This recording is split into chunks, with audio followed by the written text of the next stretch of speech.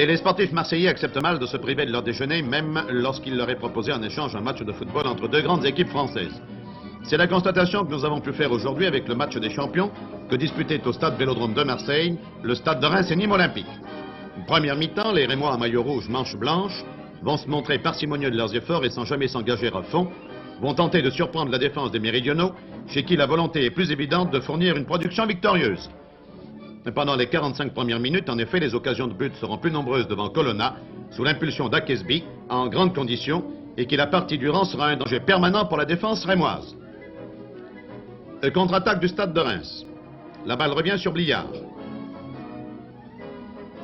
qui donne à Piantoni dans le rond central. La balle ira sur Panverne, intercalé. Panverne prolonge en direction de Lamartine, qui reçoit la balle en ce moment,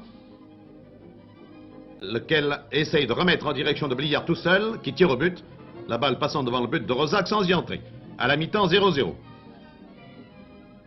Deuxième mi-temps.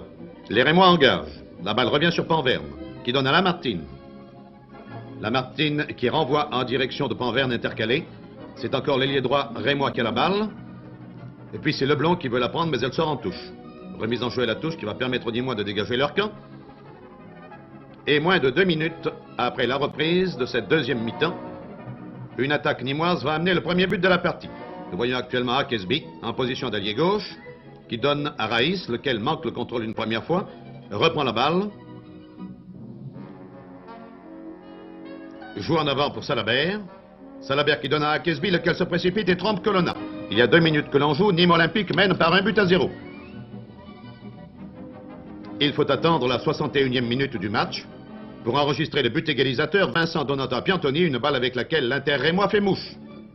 Les deux équipes sont à égalité, 1-1.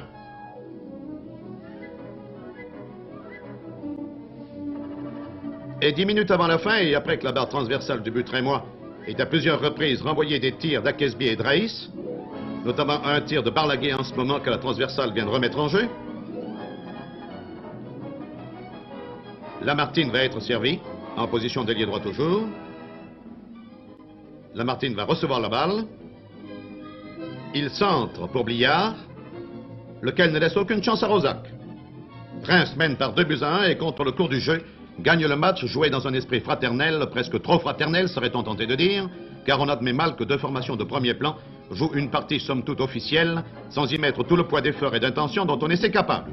Jonquet reçoit des mains de M. Dancoste Challenge dont les Rémois auront la garde pendant 1 an.